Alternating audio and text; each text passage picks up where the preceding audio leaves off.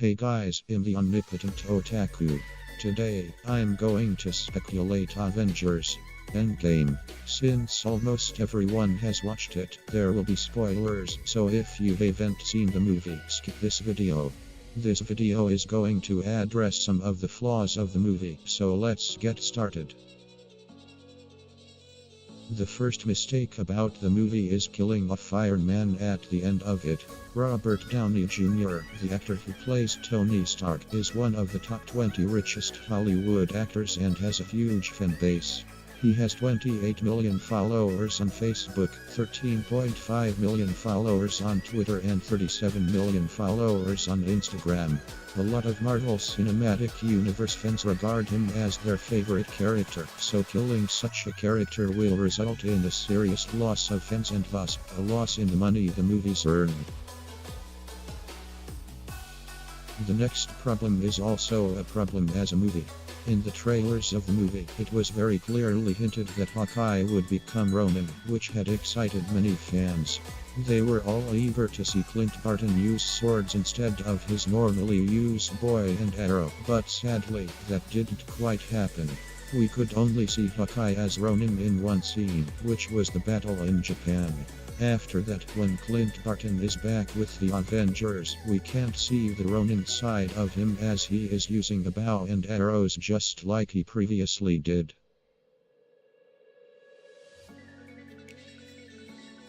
The following mistake is also one as a movie. Since the standalone movie of Captain Marvel had been released earlier this year and it was widely known that Captain Marvel would be a part of the Endgame, the fans expected a lot of action scenes from her. Just like what happened with Ronin, Captain Marvel didn't have that much to do in the movie.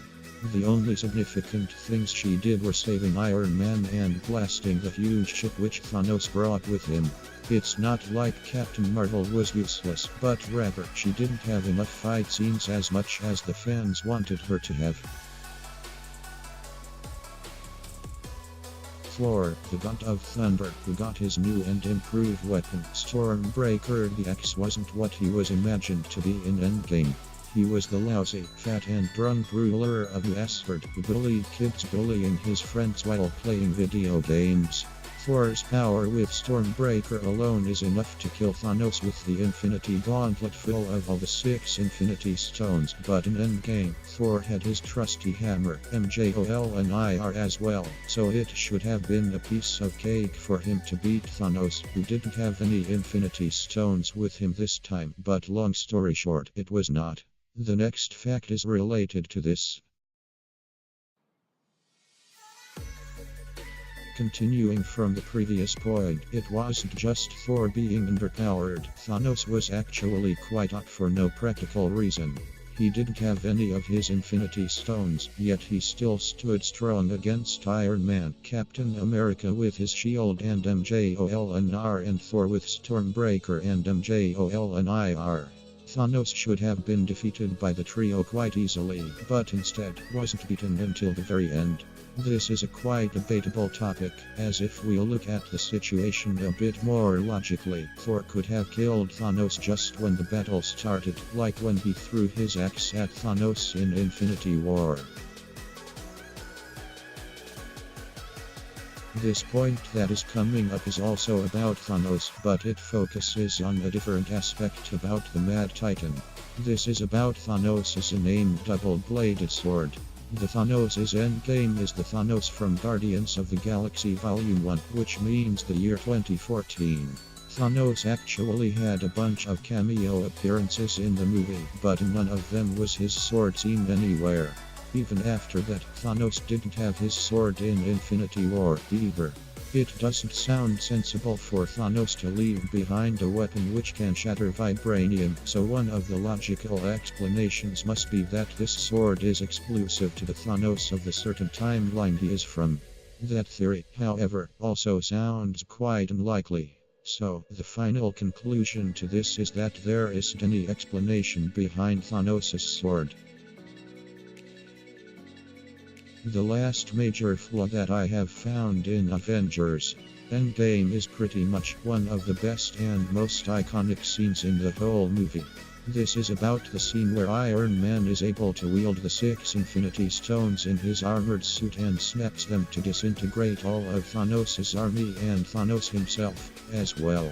The fact that he could do this, though, is very intriguing. The Hulk or Bruce Banner, who is pretty much immune towards gamma radiation, was also injured heavily after snapping his fingers while wielding the gauntlet for a minimal amount of time. The Hulk has great body strength and durability, especially against gamma radiation, yet he was heavily injured. But Iron Man is just a normal man who shouldn't be able to survive after wielding all 6 of the Infinity Stones and snapping his fingers.